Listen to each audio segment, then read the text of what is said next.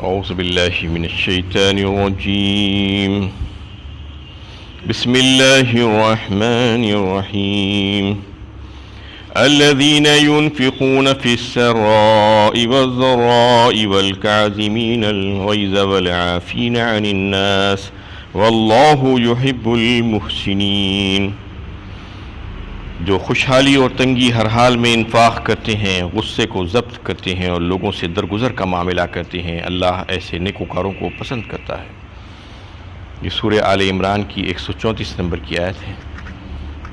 اس میں اللہ تعالیٰ جو اس سے پہلے جو آیت گزر چکی تھی اطیع اللہ والرسول کے تحت، یعنی جو یہ دعویٰ کرے کہ وہ اللہ کی اطاعت اور رسول کی اطاعت کرے، تو پھر ایسے پرہیزگار اور متقی بندوں کے اوصاف ایسے ہوتے ہیں جس سے وہ ظاہر ہوتا ہے کہ واقعی میں وہ اللہ اور اس کے رسول کی اطاعت کرنے والے لوگ ہیں. ان کے کچھ اوصاف بیان ہو رہے تھے.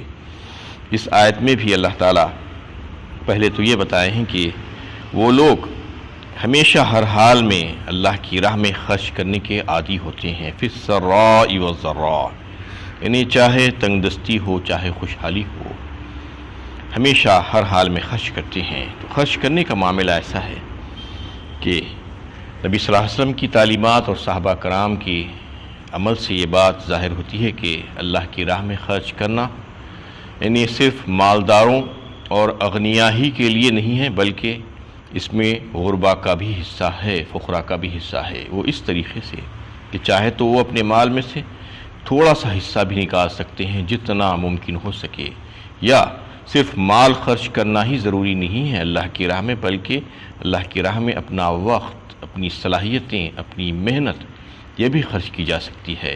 یہ تو سب کے پاس ہوتا ہے، یہ جو ہے کوئی غریب یا فقیر اس سے مستثنیٰ نہیں ہو سکتا. تو اللہ کی راہ میں اگر مال نہیں ہے تو اپنی محنت لگائی جا سکتی ہے، اپنی صلاحیتیں لگائی جا سکتی ہے، اپنا وقت لگایا جا سکتا ہے.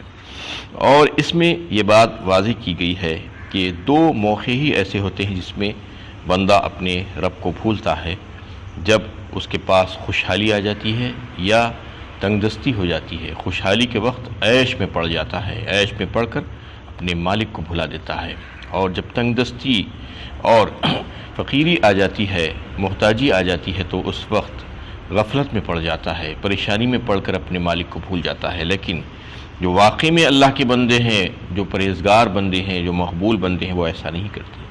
ہر دو حال میں اپنے رب کو یاد ہی کرتے ہیں.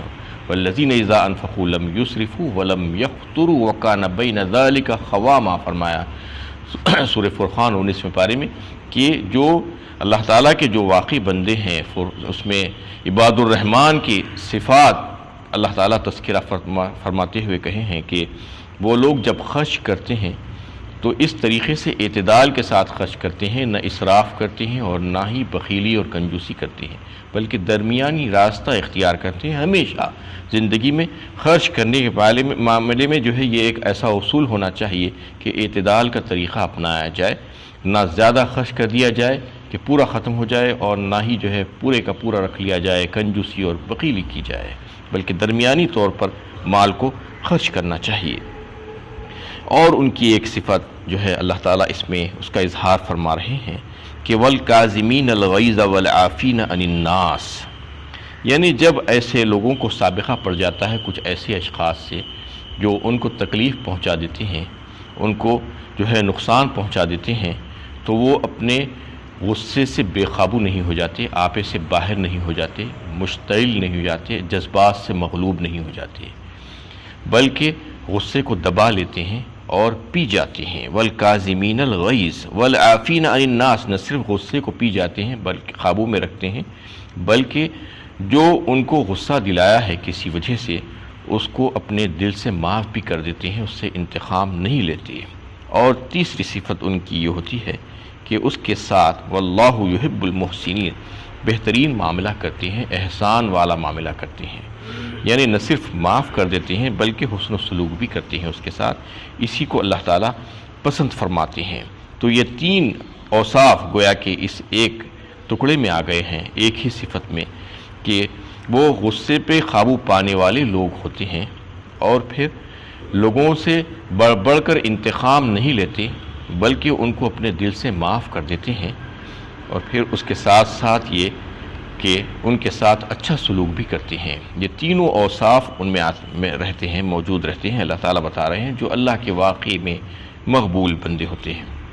اس کے تعلق سے امام بہقی رحمۃ اللہ علیہ نے ایک واقعہ نقل کیا ہے۔ حضرت علی ابن حسین رضی اللہ تعالیٰ عنہ کا ایک واقعہ تھا کہ وہ ایک وقت ان کی کنیز ان کو وضو کرا رہی تھی کہ وضو کا برتن چھوٹ کر ان کے اوپر گر پڑا، تو اس سے ان کے سارے کپڑے جو ہے گیلے ہو گئے۔ تو کنیز کو یہ خدشہ ہوا کہ کہیں وہ بہت غصے میں آ جائیں گے، کیونکہ ایک فطری بات تھی، تو اس نے فوراً یہ آیت کا یہ حصہ پڑھ دیا، وَالْكَاظِمِينَ الْغَيْظَ، یعنی غصے کو پی جاتے ہیں وہ لوگ۔ تو جیسے ہی وہ آیت کا یہ حصہ انہوں نے سنا، فوراً خاموش ہو گئے اور غصے کو انہوں نے اپنے دبا لیا۔ اس کے بعد پھر سے وہ کنیز نے پڑھا کہ وَالْعَافِينَ عَنِ النَّاسِ، لوگوں کو معاف کر دیتے ہیں جو اللہ کے بندے ہیں واقعی میں۔ تو فوراً اس پر انہوں نے کہا کہ جا، میں نے تجھے معاف کر دیا دل سے، واللہ یحب المحسنین۔ پھر سے یہ آیت کا آخری حصہ اس نے پڑھ دیا، کیونکہ وہ بڑی ہوشیار تھی۔ تو جب اس نے یہ آیت پڑھی، آیت کا آخری حصہ، تو انہوں نے کہا کہ میں نے تجھے آزاد کر دیا اللہ کے لیے۔ تو ایسے وہ لوگ، وہ حضرات تھے کہ آیت کا ایک حصہ ان کے سامنے آ جائے تو اس پر عمل کرنے کے لیے بے تاب اور بے چین ہوتے تھے۔ اور آج ہمارا حال یہ ہے کہ پہلے تو سمجھتے ہی نہیں ہیں کہ آیت میں کیا لکھا ہوا ہے، اور سمجھتے بھی ہیں تو اس پر عمل کرنے کا کوئی ارادہ نہیں ہوتا ہے۔ تو اس میں اللہ تعالیٰ یہ بتانا چاہ رہے ہیں کہ یہ لوگوں کے اوصاف بڑی جو ہے اچھی صفتوں میں سے ہے، یہ کہ غصے کو پہ قابو پا لینا، اور پھر نہ صرف اس کو جو ہے چھوڑ دینا بلکہ انتقام بھی نہیں لینا، اور اس کو کوئی تکلیف نہیں پہنچانا بلکہ اس کے ساتھ اچھا اور بہترین سلوک کرنا۔ یہ جو ہے بڑے اعلیٰ اوصاف میں سے ہے۔ اس کے تعلق سے اللہ کے نبی صلی اللہ علیہ وسلم نے فرمایا ایک حدیث میں کہ اللہ تعالیٰ بروز قیامت منادی کروائیں گے، تو منادی کرنے والا یہ کہے گا کہ وہ لوگ اٹھ کر کھڑے ہو جائیں جن کا اللہ کے اوپر کوئی حق ہے۔ تو وہ کون لوگ ہوں گے؟ جنہوں نے دنیا میں لوگوں کے ظلم سہ کر خاموشی اختیار کی تھی اور غصے کو برداشت کر لیا تھا۔ اور ایک حدیث میں اللہ کے نبی صلی اللہ علیہ وسلم نے فرمایا کہ وہ لوگ جو لوگوں کے غصے کو برداشت کیا کرتے تھے، لوگوں کے ظلم کے بدلے میں ان کے ساتھ اچھا اور بہترین سلوک کیا کرتے تھے، اور جب کوئی ان کا حق مارتا تو اس کو پورا حق دیتے، لوگ ان سے تعلق توڑتے، قطع تعلق کرتے تو وہ ان سے جڑتے، تو پھر ایسے لوگوں کے لیے جنت کے جو ہے بڑے اونچے درجے ہوں گے، مقامات ہوں گے، ان کے درجات بہت بلند کیے جائیں گے۔ یہ اللہ کے نبی صلی اللہ علیہ وسلم کا ارشاد ہے اس تعلق سے۔ اور جو ہے سورہ حمیم سجدہ 24ویں پارے میں اللہ تعالیٰ نے یہ بات بتائی کہ وَلَا تَسْتَوِي الْحَسَنَةُ وَلَا السَّيِّئَةُ اِدْفَعْ بِالَّتِي هِيَ أَحْسَنُ فَإِذَا الَّذِي بَيْنَكَ وَبَيْنَهُ عَدَاوَةٌ كَأَنَّهُ وَلِيٌّ حَمِيمٌ۔ یعنی اس سلسلے میں انسان یہ سوچ سکتا ہے، شیطان اس کو بہکانے کی کوشش کرتا ہے کہ آخر مجھے قوت اور طاقت اور قدرت ہوتے ہوئے میں اس کو کیوں معاف کروں، جبکہ اس نے مجھے نقصان کیا ہے میرا اور مجھ کو تکلیف پہنچائی ہے۔ تو شیطان تو یہ چاہتا ہے کہ جھگڑا ہو جائے اور دو ہاتھ ہو جائیں لوگوں کی اور تعلقات مزید خراب ہو جائے، لیکن اللہ تعالیٰ بتا رہے ہیں سورہ حمیم سجدہ 24ویں پارے میں کہ بھلائی اور برائی برابر نہیں ہو سکتی، نیکی اور بدی برابر ہو ہی نہیں سکتے، دونوں الگ الگ چیزیں ہیں۔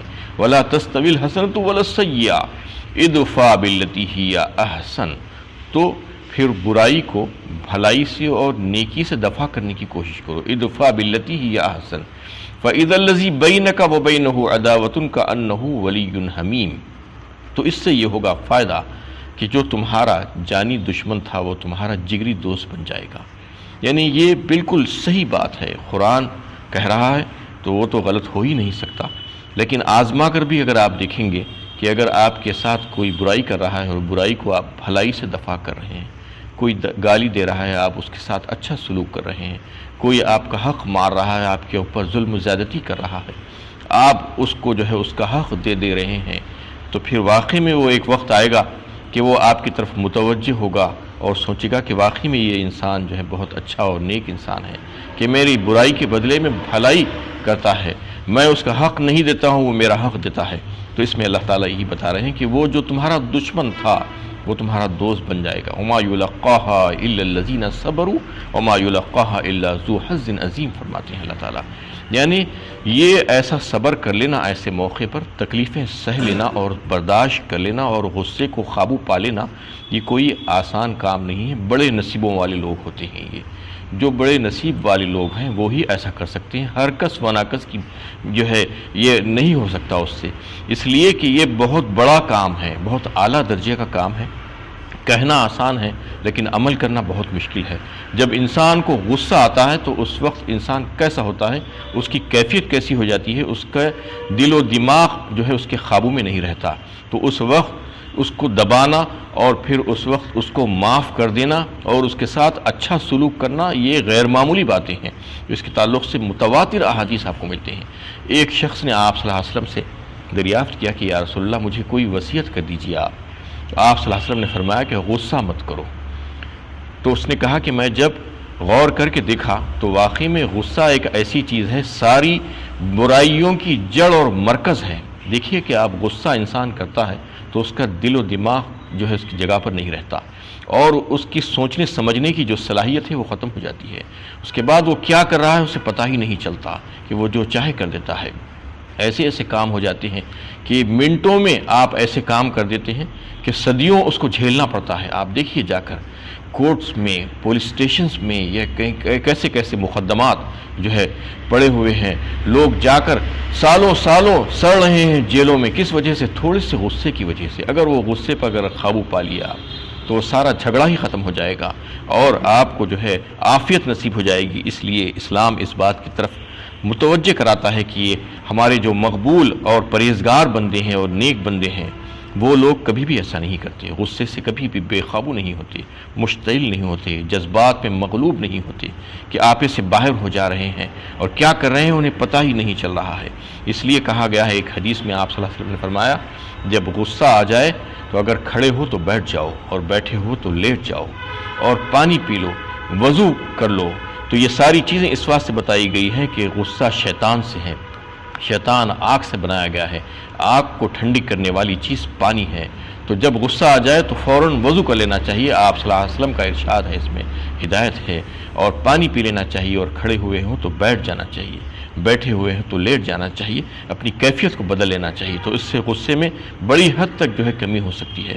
تو یہ اس میں اللہ تعالیٰ یہ بتانا چاہ رہے ہیں کہ غصہ کرنے والے اللہ کے اچھے بندے نہیں ہو سکتے۔ اللہ کے مقبول بندے تو یہ ہیں، ان کی علامت یہ ہوتی ہے کہ وہ غصے کو دبا لیتے ہیں اور معاف کر دیتے ہیں۔ نہ صرف معاف کرتے ہیں بلکہ وہ لوگوں کے ساتھ اچھا اور بہترین سلوک بھی کرتے ہیں۔ وآخر دعوانا الحمدللہ رب العالمین۔